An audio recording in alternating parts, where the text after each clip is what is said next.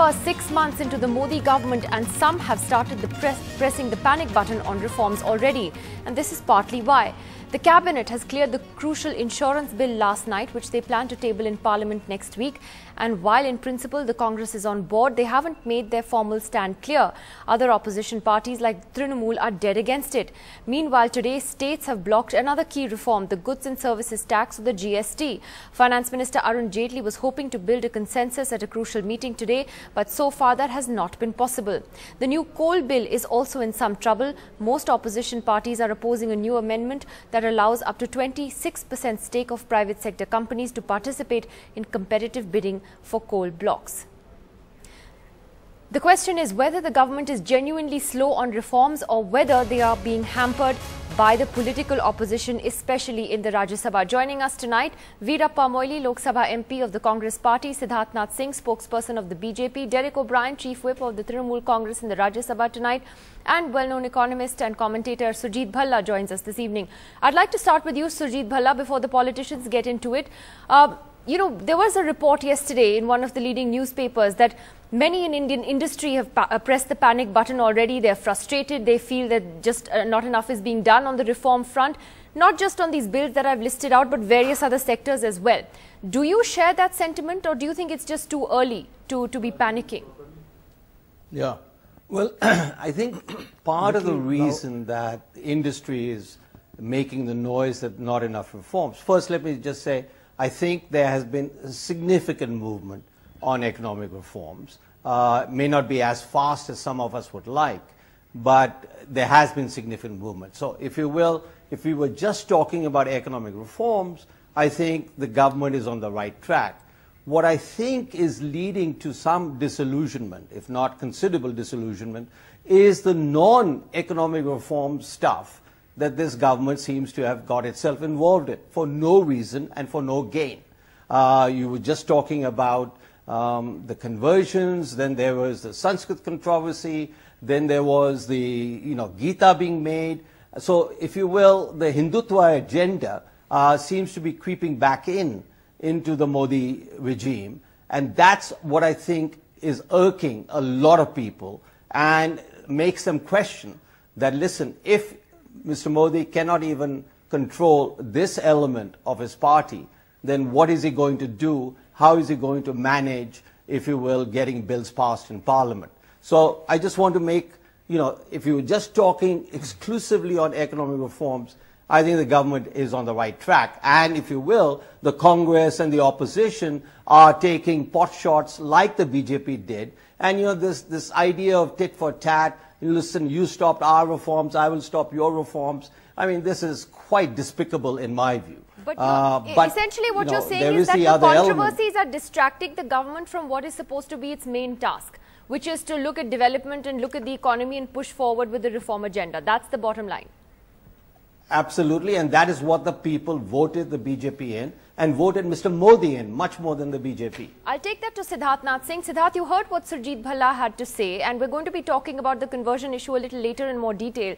But have these become distractions, these issues? Has the government gone off track as a result of all these controversies?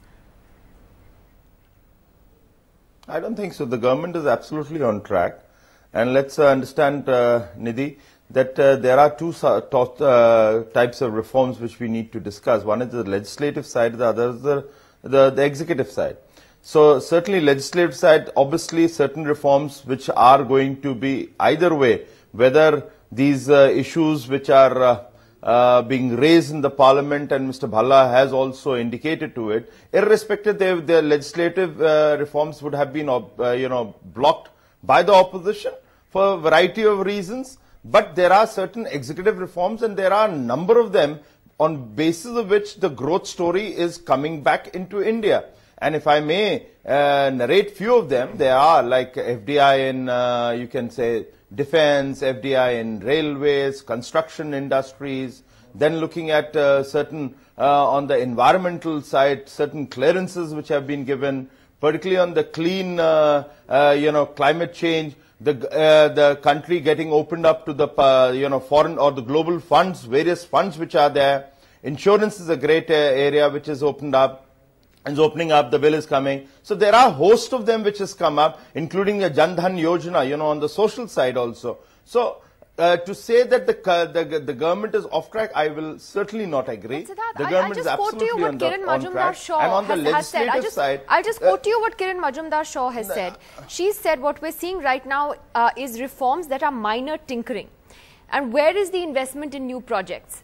So she is one among many leading industry voices that have been quoted in the last few days as expressing concern about the pace. Well, she can always hold an opinion, like others can also, that the pace could be much better. But certainly, I don't think I will say that, you know, things are not happening, investments are not coming, investments are certainly coming, and there are a number of areas, particularly if you look at the Make in India program, there is a huge success which we all are receiving, and there is a lot of investors who are coming into India. There are a lot of banking people coming, insurance people coming. They all are talking. So there are going to. It doesn't happen that a $1 billion investment can happen over a month or 2 months. I'm sure Ms. Shaw must have also. She's a big industrialist. She has put up factories. I don't think her investment decisions could have come even in 6 months' time. So I'll disagree there. But yes, there could be people who are talking. But in my opinion, and in the party's opinion, certainly the reforms are on right direction. They are moving well. The government is absolutely focused, including on the legislative side. And let me add here, Nidhi, an important factor. To bring a legislative or a reform agenda on the national canvas, the government is really working hard and has changed the political narrative, which is certainly different what was being seen previously. Now it's a development, and those political parties who oppose for a variety of reasons, in their own right they are opposing in the parliament or wherever they wish to, they are not going to be welcomed by the masses or those who are voting for development. Let me take that to Derek O'Brien. Then on the issue of politics, Derek O'Brien, is the opposition in the Rajya Sabha largely political because you can stall reforms and legislation? Is that what's going on here? Nidhi, let me answer your question by taking an example. One of the key bills in the Rajya Sabha now, coming up on Monday, is the FDI insurance from 26 to 49%. Let me be very specific on one bill. Now, there are 2 or 3 parties who've held the view, always held the view, that this FDI is not the solution, because in the last, for factual reasons, for logical reasons, for rational reasons, because in the last 10 years since FDI has come in, 7,500 crores has come in riding on FDI and insurance in the last 10 years. Average 750 crores a year. Whereas your LIC has been contributing 1,200 to 1,500 crores every year. So for the last decade from the LIC, what came is 15,000 crores compared to FDI of 7,500 crores. Second quick point is, since FDI in insurance came 10 years ago, the penetration level in 10 years of insurance has actually dropped. Now, these are very serious issues. So, party like mine, we've held this view that FDI is not good. Now, there are parties who hold this view. 4 parties have given dissent notes. Congress had one view maybe 3-4 months ago or 2-3 years ago. Mr. Bhalla, I think, mentioned the phrase tit for tat. So I cannot comment to you on what the Congress did or is not going to do. But the FDI, different parties have different views. So we will oppose this bill for the reasons we have given.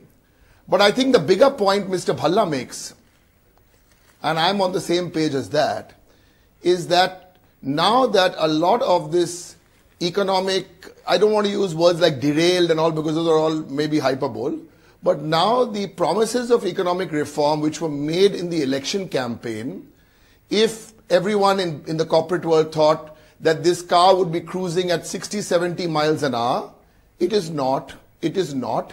And that's why the narrative is moving away from economic development and agenda to all those incidents which Mr. Bhalla mentioned. Before I came on your program 10 minutes ago, I heard a new one. The UP governor has just said the Ram Mandir, every Indian wants the Ram Mandir to be built. This was said by Mr. Ram Nayak, the governor of UP.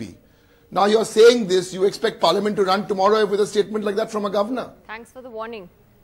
No.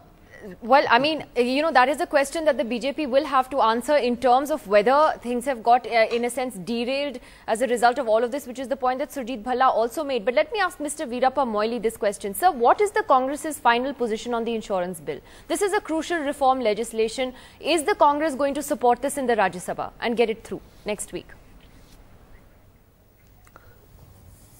I must tell you that, first of all, my observation is that, Sri Narendra Modi doesn't require any enemies because he has hypocrite economists around him and also hypocrite followers around him. And that's why he cannot see the reality. That's the main problem with the present Prime Minister. And, any sector you take, whether it's a question of export, it is 0.4%. And, the GDP, which was 5.5%, when somewhere in August, now it has come down to decline to 5.3%. And according to Morgan Stanley, it will definitely come down to 5.1%. Where do you find the development? Where do you find the progress? And he has only flattened the PMO with so many officers there. And he gave a slogan that maximum governance, minimum government. But sir, and I'm what is asking now about the Congress's after the position on the reshuffle is insurance 65 bill. ministers. A very specific question. Are you going to support the insurance bill or not? No, I know. I do understand. BJP totally opposed the FDI in insurance. Totally opposed. You should remember that. Now they have taken a U-turn that they are presenting it because it has to be done. It was inevitable. And we have been cooperating with them. In fact, how many, you just imagine the number of bills which we passed, we allowed them to pass both in the Rajya Sabha and Lok Sabha and other. That's why, we are considered. You're considering No, it. that is for the party to take a view. I know, but the manner in which today the Parliamentary Affairs Minister, Sri Venkaiah Naidu, has dealt with the subject. And, he just, the sarcastic remarks and, as if, 50 years we have been in opposition, 5 years we have come back only and you have declined. And that Moily, kind of a sarcastic remark will invite a lot of provocation. You supported FDI in insurance. Why would you even oppose it now? No. We don't put only that question, but the question is that insurance is our bill. We are interested in that bill. But the manner in which they are dealing with the legislation and claiming that, they have become so arrogant of power that, they don't want the cooperation of the opposition. That is how it looks in the Lok Sabha and also in the Rajya Sabha. No, but then why if it is your bill, then support it. In the interests of the country, support it then.